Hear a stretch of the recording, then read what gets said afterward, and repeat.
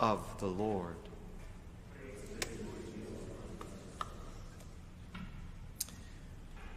Well, it is always the day before the Assumption, on the 14th, that we celebrate the feast day of St. Maximilian Kolbe. In a way, I've often felt a bit of a close association with him, not by my action, but by geography. I had the joy of being in Japan. Well, I spent 3 years in Japan, and I made a pilgrimage to Nagasaki. And Maximilian Marie Kolbe was stationed there. Actually, he began his life in 1894. In 1910, he joined the Franciscans. He was ordained in 1918, and he was established actually a particular location outside of Warsaw, a new collection for his priests for the order. But then shortly thereafter, in 1931, I think it was 1921, he sought to go to Japan, where he spent a considerable amount of time. In Japan, in Nagasaki, he built a Franciscan site, and he was actually told it wasn't a good place to build by the Japanese, but when the bomb hit that city, because of the way of the mountains, the Franciscan friary was saved, and many were able to go there as refugees following the terrible tragedy of the atomic bombing of that city. And we know he returned to Poland in 1936, and he was reelected as prior of the foundation that he himself had established prior to going to Japan. And he was very famous in his time in Poland for his media ministry. It'd be a little different today. He'd probably be online, a master in many ways, but in print, he was very successful. But as you know, the Nazis would roll into Poland in only a few more years, and his presence and the work of the church would become very fraught and dangerous. And indeed, shortly thereafter, he and 4 others were arrested and imprisoned in the death camp in Auschwitz. I have been to that death camp in Auschwitz and several others, and I have been in that dank room in which he gave up his life. There have been many who questioned the naming of him as a martyr, because indeed the question was, did he have to do this? Was this necessary? And we call him a martyr of charity, a new title of martyrdom, because it was an act of charity by which he chose to be martyred.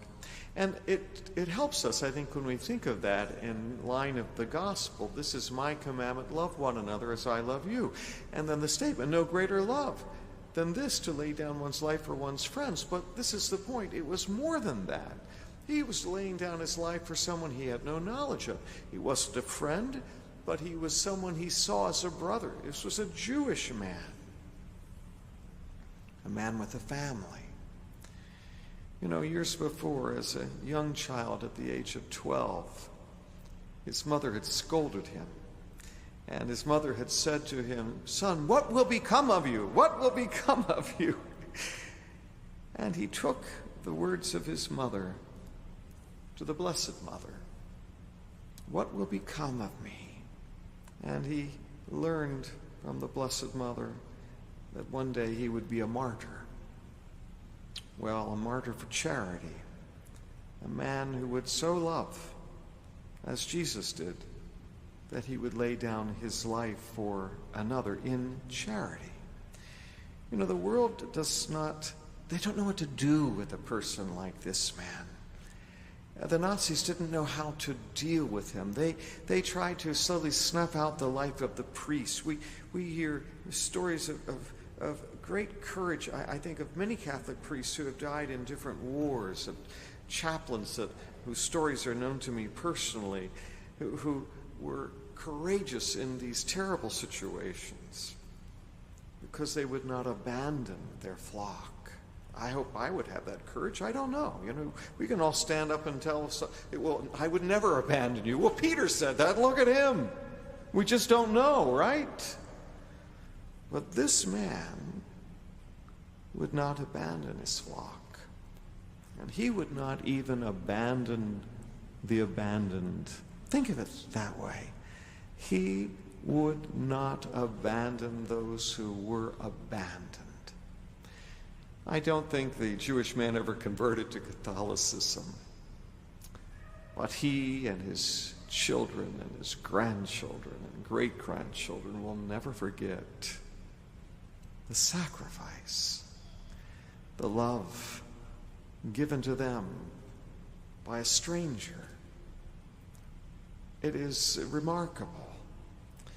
Jesus tells us, it's easy to love those who love you, right? You love your mother, you love your father, you love your children, hopefully. Sometimes families can be difficult, we know, and you find it difficult to love that one, but you try to love this one. That's just part of human life. But to love someone you do not know, to the extent of laying down your life, that is the definition of charity. We learn from our Lord this. Well, actually, St. Paul. Faith, hope, and love. The greatest of these is love. We say faith, hope, and charity. The greatest of these is charity. Well, charity is love. We also think of it this way. Ubi caritas Deus ibi est. Where there is love, there is God. Where there is charity, there is love, there is God. Maximilian Kolbe, a martyr for charity. It would be wonderful today if we could just die a little bit. The French call it the little deaths. Le petit mort. My French isn't so good these days. The little deaths. Maybe if we died a little to ourselves today in charity, without having to go all the way, but even a little bit, would that have an impact beyond ourselves? It would. Would that build up the kingdom? It would. So I encourage you. Maybe God will present you a little opportunity to die to yourself. What does that remind you of? Jesus said, if you wish to come after me, you must take up your cross daily and follow me. Maximilian Kolbe did that so extraordinarily. I don't know that God is going to ask that much of you, but he will this. Can you do this for me? Can you do this for me? May we all say yes. Please stand.